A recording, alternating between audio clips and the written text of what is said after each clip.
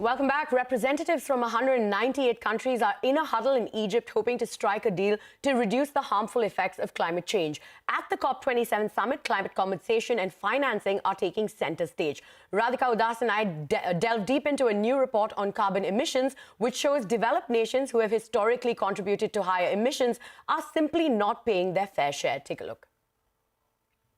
We are on a highway to climate hell, with our foot still on the accelerator. For the first time in 28 years, funding for loss and damage caused by climate disasters is included on the agenda at the annual Climate Summit. India has been among the developing nations pushing for this over the last many years. Union Environment Minister Bhupendra Yadav made a pitch for a proper definition of climate finance and asked rich nations to step up and contribute their fair share. Speaking at COP27, Bhupendra Yadav said, and I quote, "Climate finance is still a mirage, and effective climate adaptation such as early warnings for all helps us collectively in our region toward reducing vulnerabilities and ensuring preparedness and swift and timely response to natural hazards." End of quote. Wealthy nations promised to contribute $100 billion by 2020. 2 years on, they are far, far away from meeting this target.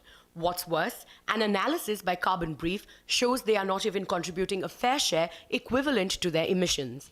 Take the United States, which should be contributing $39 billion, which is equivalent to its carbon emission. But the report shows US provided a mere $7.6 billion in 2020. This is less than 1/5 of the fair share US should be contributing to climate financing. What the analysis that we have just completed at Carbon Brief shows is that they have not only failed to meet that target, but the contributions that several countries have made are far out of step with their historical responsibility for climate change. So the US, which is responsible for 1/5 of all CO2 emissions that have been released, they have only contributed $8 billion in 2020, which may sound like a lot, but it's 32 billion short of what they should be committing. The US is not alone. Many rich nations are not paying their fair share for climate financing. Canada is contributing only 37% of its fair share, Australia is at 38%, and the UK is paying 76% of its fair share in comparison to its emissions.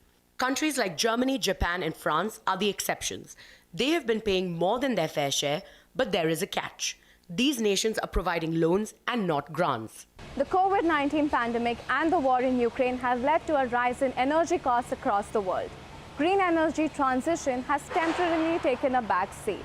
But the threat of climate change is only getting worse, and the call for equitable climate financing is only getting louder.